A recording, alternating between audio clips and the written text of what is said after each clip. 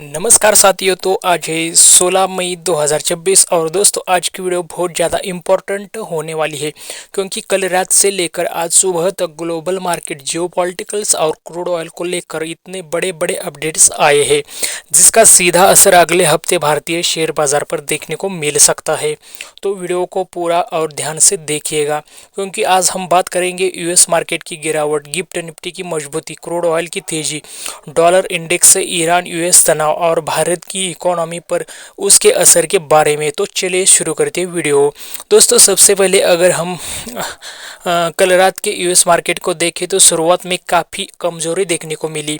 डॉ जोन्स लगभग 1% टूट गया था। नास्डा भी लगातार दबाव में था। बीच में थोड़ा रिकवरी आया लेकिन आखिर में नास्डा लगभग 1.5% गिरावट के साथ बंद हुआ। अब सामान्य तौर पर क्या होता है, अगर यूएस मार्केट गिरता है तो उसका असर हमारे गिफ्ट निफ्टी पर भी दिखाई देता है। लेकिन कल रात एक अलग ही चीज़ देखने को मिली। जहां पर अमेरिका बाजार कमज़ोर थे वहीं दूसरी तरफ गिफ्ट निफ्टी पे काफ़ी कमज़ोर क्लोजिंग दी। निफ्टी फ्यूचर्स लगभग 23,769 के आसपास बंद हुआ। मतलब जहां हमारा निफ्टी बंद हुआ था उसके उसे से लगभग 100 से 200 120 पॉइंट ऊपर है। अब बहुत सारे लोग सोच रहे होंगे कि मंडे को बाजार जोरदार तेजी के साथ खुलेगा। देखिए मैं यहाँ थोड़ा सावधान रहने को कहूँगा क्योंकि अभी ग्लोबल माहौल हर घंटे बदल रहा है। एक तरफ मार्केट पॉजिटिव में सिग्नल दे रहा है, दूसरी तरफ जियोपॉलिटिकल तनाव में लगातार बढ़ रहा है। और दोस्तों भारत के लिए सबसे बड़ा मुद्दा है कि शेयर मार्केट नहीं बल्कि क्रूड ऑयल है। याद रखिए भारत अपनी ज़रूरत का लगभग 19% कच्चा तेल बाहर से इंपोर्ट करता है। अब सप्लाई की समस्या नहीं है। भारत रूस से अभी खरीद रहा है, मिडल ईस्ट से भी खरीद रहा है और दूसरे देशों से भी खरीद रहा है। लेकिन असली मुद्दा कीमत है क्योंकि अगर क्रूड ऑयल लगातार महंगा होता गया तो उसका सीधा असर भारत की इकोनॉमी पर पड़ेगा।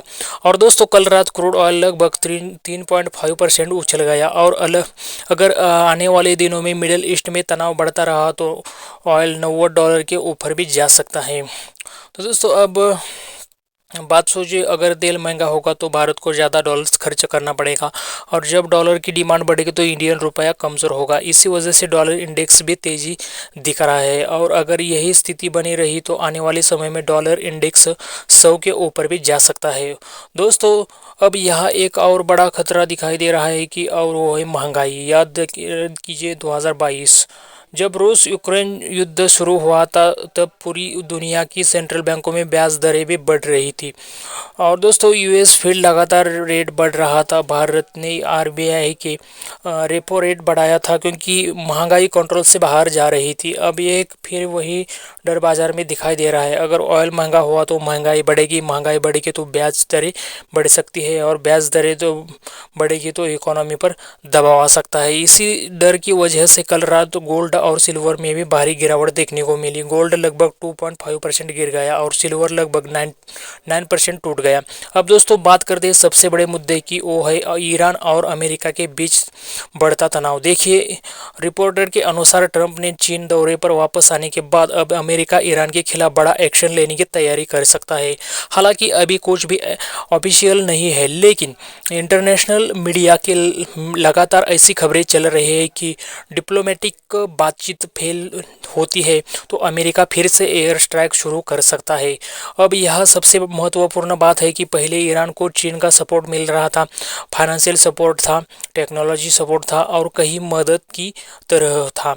लेकिन अब हालात बदलते दिखाई दे रहा है क्योंकि हाल ही में चीन की तरफ से भी संकेत मिले हैं कि वो इस बार सीधे और ईरान का समर्थन नहीं करेगा और यही वजह है कि बाजार डर रहा है। अगर अमेरिका और ईरान के बीच फिर भी फुल फ्लेज वॉर जैसी स्थिति बनी तो सबसे पहले अगर क्रूड ऑयल पर बढ़ेगा और दोस्तों अगर स्टेट ऑफ हार्मोज को कोई समस्या हुई तो पूरी दुनिया की ऑयल सप्लाई प्रभावित हो सकती है। दोस्तों आपको पता है कि दुनिया का बहुत बड़ा हिस्सा इसी रूट से तेल सप्लाई करता है, इसलिए बाजार की नज़र अभी सिर्फ मिडल ईस्ट पर है। अब एक और बड़ी खबर सामने आई है कि ईरान की तरफ से संकेत मिला है कि स्टेट ऑफ हार्मोन से गुजरने वाले जहाज़ों पर टोल लगाया जा सकता है।